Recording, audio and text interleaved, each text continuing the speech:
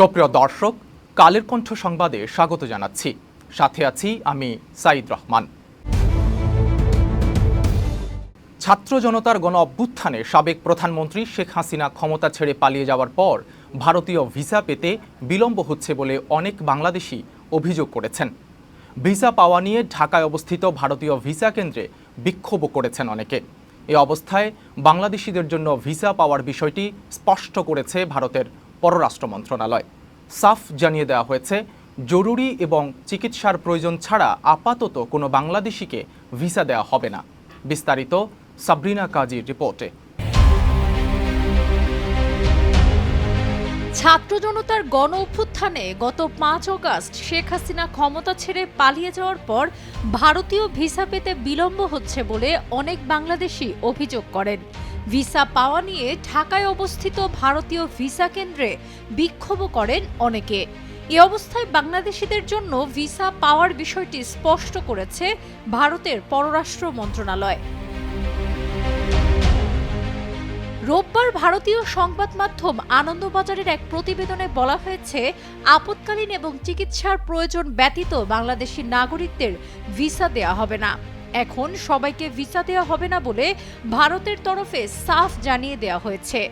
জরুরি এবং চিকিৎসার প্রয়োজন ছাড়া আপাতত কোনো বাংলাদেশিকে ভিসা দেওয়া হচ্ছে না বলে জানিয়েছেন ভারতের পররাষ্ট্র মন্ত্রণালয়ের মুখপাত্র রণধীর জয়সওয়াল।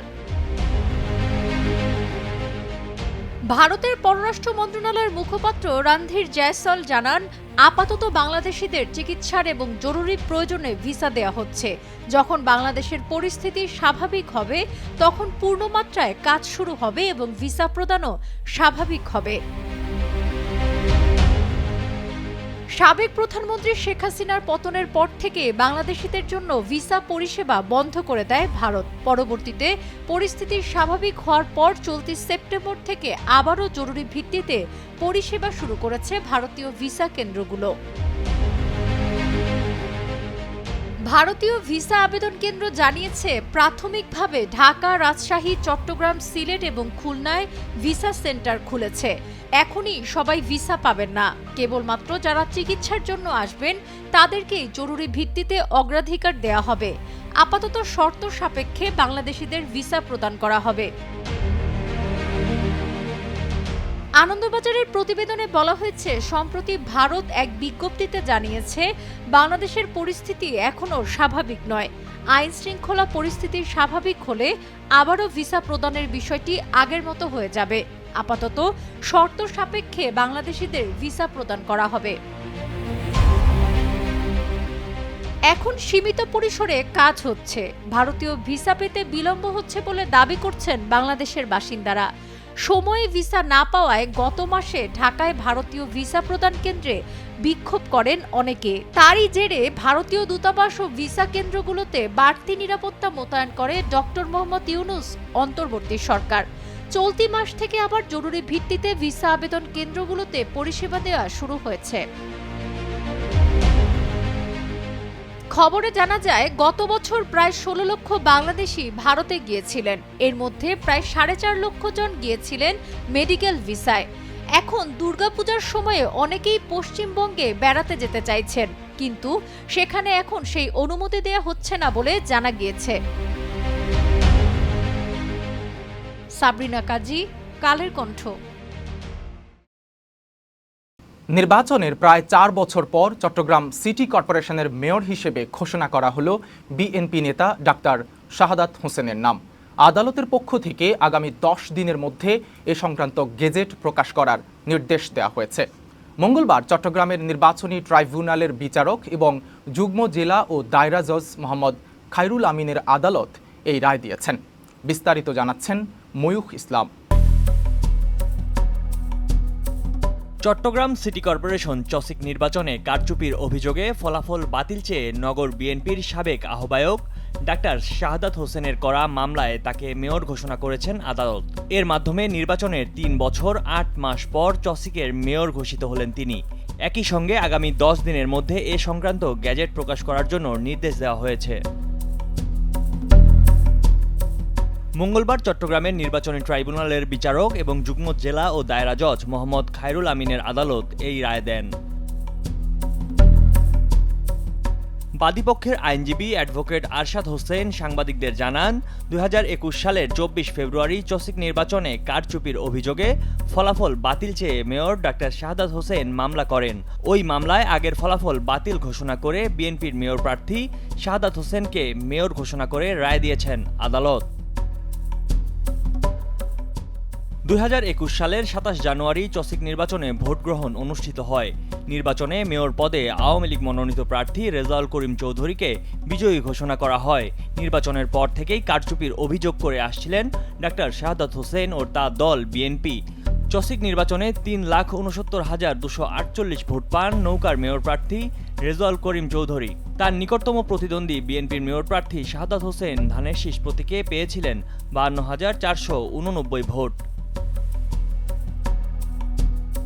এরপর 2021 সালের 24 ফেব্রুয়ারি চসিক নির্বাচনে কারচুপির অভিযোগ এনে ফল বাতিল চেয়ে মেয়র প্রার্থী ডাক্তার শাহাদাত হোসেন নির্বাচন কমিশনার সহ মামলায় 9 জনকে আসামি করা হয়। তারা হলেন চসিক মেয়র এম রেজাউল করিম চৌধুরী, আঞ্চলিক নির্বাচন কর্মকর্তা মোহাম্মদ হাসানুজ্জামান, নির্বাচন কমিশনার সচিব ও প্রধান নির্বাচন কমিশনার।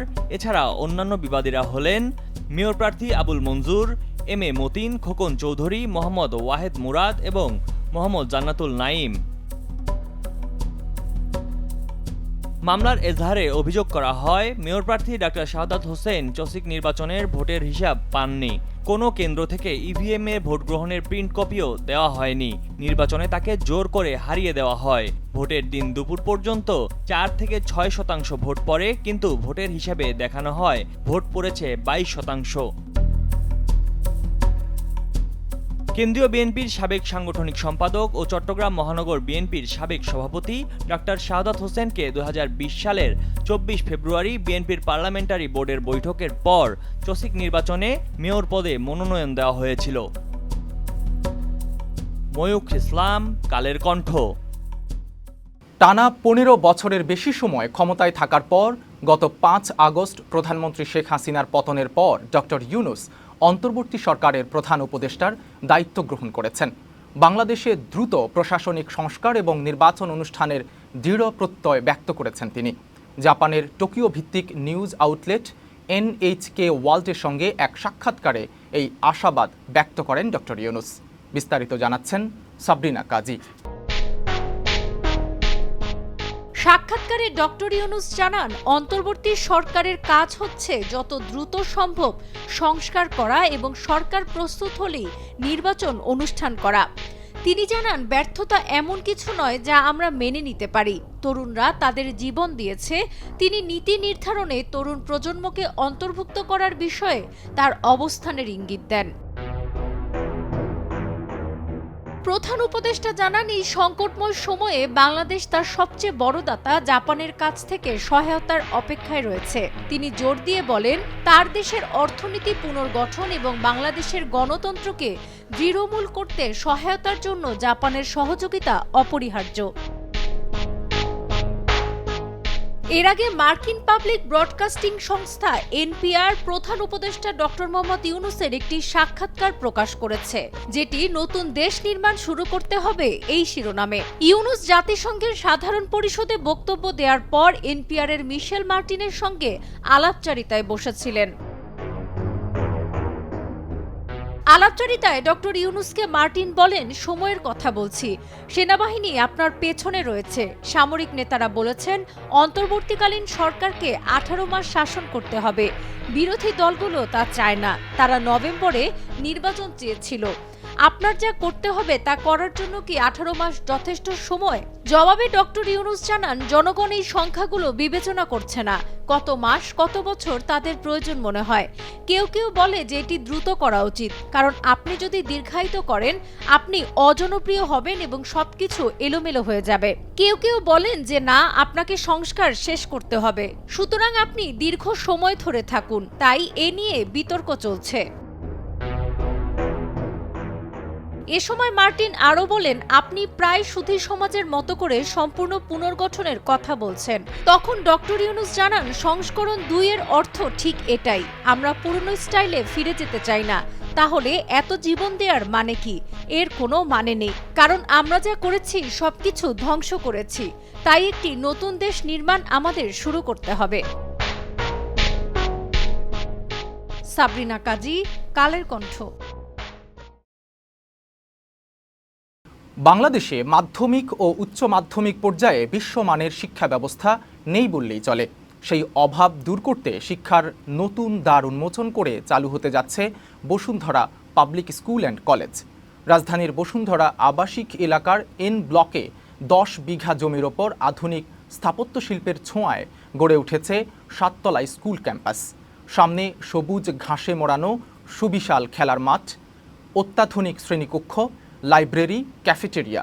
শিক্ষার্থীদের বিকাশে রয়েছে নানামুখী আয়োজন। বিস্তারিত জানাচ্ছেন জাহান অরণ্য।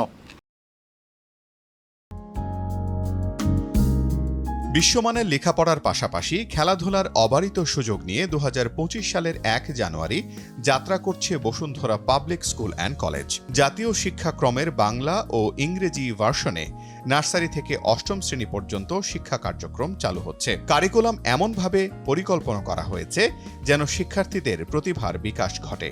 স্কুল সূত্রে জানা যায়, Bashundhara public school and college শিক্ষার্থীদের জন্য অত্যাধুনিক ও নিরাপদ শিক্ষার পরিবেশ নিশ্চিত করেছে। ভবনের 2 পাশ আর মাঝখান মিলিয়ে 3টি করিডোর রয়েছে। এছাড়া চারপাশে রয়েছে খোলা বারান্দা ও লিফটের সুবিধা। পর্যাপ্ত আলো বাতাসের ব্যবস্থা রয়েছে শ্রেণীকক্ষ সহ পুরো ক্যাম্পাসে। স্কুল লাগোয়া বসুন্ধরা স্পোর্টস কমপ্লেক্সে উঁকি দিচ্ছে সুইমিং পুলের স্বচ্ছ নীল পানি। এর সঙ্গে শিক্ষার্থীদের জন্য সেখানে আরও 20 রকমের প্রচলিত খেলার সুযোগ থাকছে। বসুন্ধরা পাবলিক স্কুল অ্যান্ড কলেজের অধ্যক্ষ ব্রিগেডিয়ার জেনারেল অবসরপ্রাপ্ত মোহাম্মদ আনিসুর রহমান জানান, শিক্ষার্থীরা যেন বর্তমান তথ্য প্রযুক্তির যুগে নিজেদেরকে তাল মিলিয়ে গড়ে তুলতে পারে, এই জন্য আমরা অত্যাধুনিক কম্পিউটার ল্যাব স্থাপন করতে যাচ্ছি।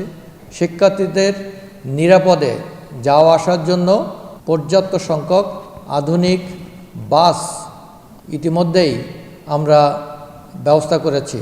বাসের বা ছাত্রছাত্রীদের লোকেশন নিশ্চিত করার জন্য আমরা ডিজিটাল পদ্ধতিতে NFC কার্ড প্রচলন করতে যাচ্ছি।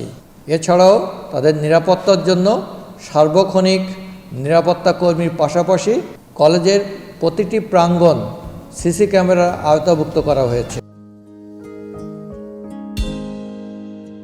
সরেজমিনে গিয়ে দেখা যায়, স্কুলটিকে এমনভাবে সাজানো হয়েছে মনে হয় এক বিশ্বজগৎ। অঙ্কনের মাধ্যমে ফুটিয়ে তোলা হচ্ছে বাবা মায়ের হাত ধরে প্রথম স্কুলে আসা ছোট্ট শিশুটির দুরন্ত শৈশব। উচ্ছলতায় ভরা কৈশোর পেরিয়ে তারুণ্যের উদ্দীপনায় কাঙ্ক্ষিত লক্ষ্যে পৌঁছে যাওয়ার গল্প।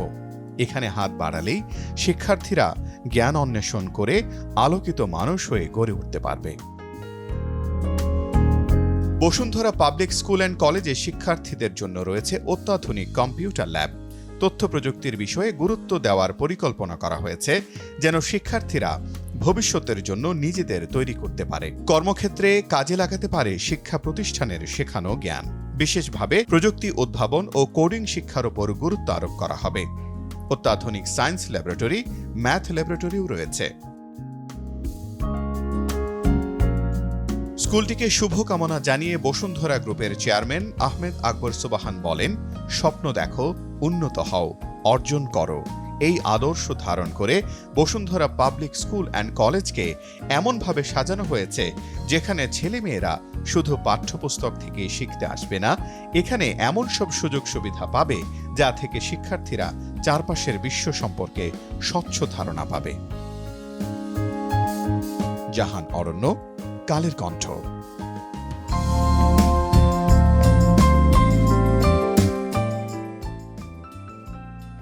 কালের কণ্ঠের সর্বশেষ সংবাদ পড়তে ভিজিট করুন www.kalerkontho.com। ফেসবুকে সংবাদের ভিডিও ও অনুষ্ঠান দেখতে ভিজিট করুন facebook.com/কালেরকণ্ঠ এবং facebook.com/কালেরকণ্ঠ ডিজিটালে। আর ইউটিউবে সব ভিডিও স্টোরি দেখুন আমাদের ইউটিউব চ্যানেল কালের কণ্ঠ এবং কালের কণ্ঠ ডিজিটালে। সাথে থাকার জন্য ধন্যবাদ।